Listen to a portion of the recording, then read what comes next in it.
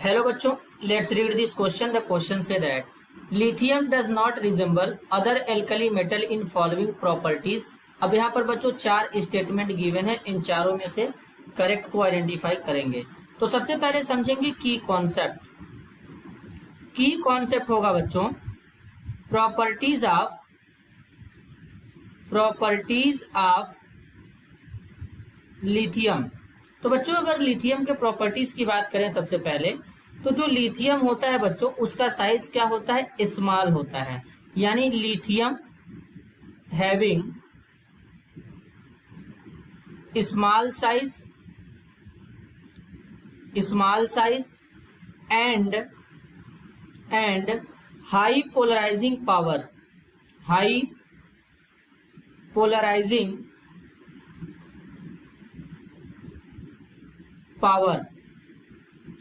इसका polarising power क्या होता है, ज्यादा होता है। That is charge by radius ratio.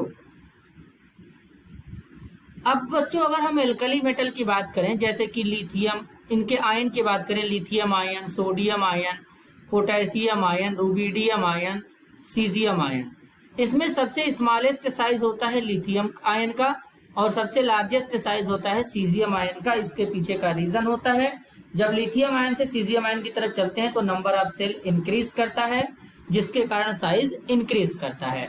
तो लिथियम कार्बोनेट जो होता है बच्चों अनस्टेबल होता है। अगर हम इन सब के कार्बोनेट को बनाएं जैसे कि lithium carbonate Li2CO3, sodium carbonate Na2CO3, potassium carbonate K2CO3, rubidium carbonate Rb2CO3, caesium carbonate CS2CO3। तो ये जो कार्बोनेट है बच्चों, ये कार्बोनेट जो है जब हम लिथियम से सीजियम की तरफ चलेंगे तो इन कार्बोनेट का स्टेबिलिटी बढ़ेगा। तो इन कार्बोनेट का स्टेबिलिटी क्या होगा बच्चों, यहाँ पे बढ़ेगा, क्योंकि कैटायन और एनायन दोनों का साइज लार्ज है। एनायन का तो साइज लार्ज ही है बच्चों। अगर हम जैसे ब्रेक करें लिथियम कार्बोनेट को तो ये कुछ इस तरीके से ब्रेक होगा, लिथियम प्लस कार्बोनेट आयन।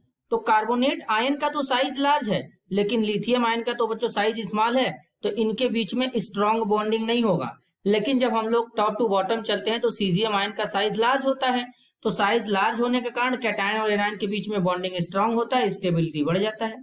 तो इसलिए बच्चों लिथियम कार्बोनेट जो होता है वो थर्मली अनस्टेबल होता है, स्टेबल नहीं होता, थर्मली अनस्टेबल होता है। तो इसलिए ये तुरंत क्या होता है बच्चों, जैसे ही इसको हीट करते हैं लिथियम कार्बोनेट को, ये तुरंत डिकम्पोज हो जाएगा लिथियम ऑक्साइड में बच्चों, और साथ में कार्बन डाइऑक्साइड गैस रिलीज हो जाता है यहाँ पर कुछ इस तरीके से।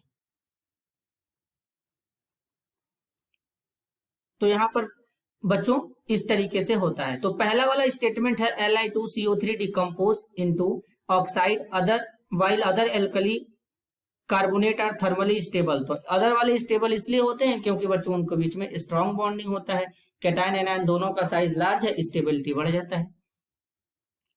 अब स्टेटमेंट बी की बात करेंगे, LiCl has high covalent character.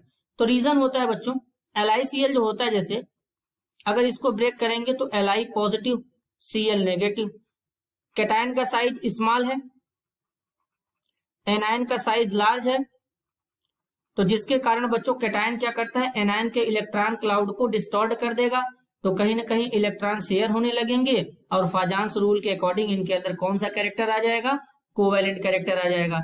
Statement B भी बच्चों करेक्ट है। स्टेटमेंट सी में बोला गया है lithium nitride is stable.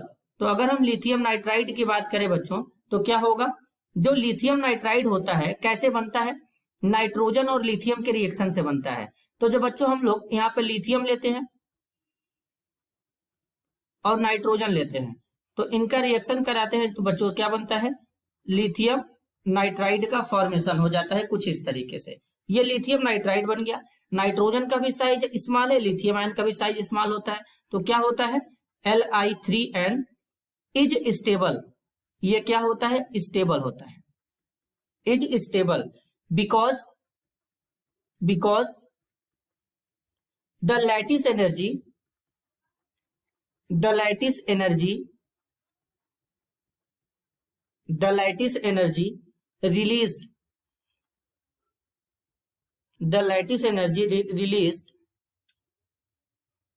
from the formation of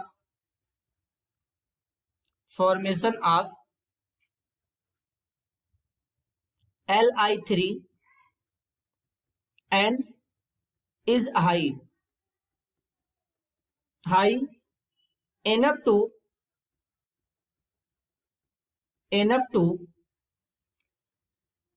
make the overall reaction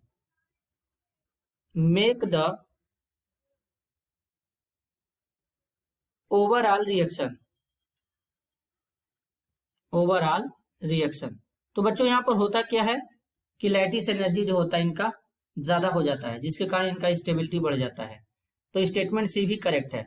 statement D में बोला गया LiCl is non conducting in molten state.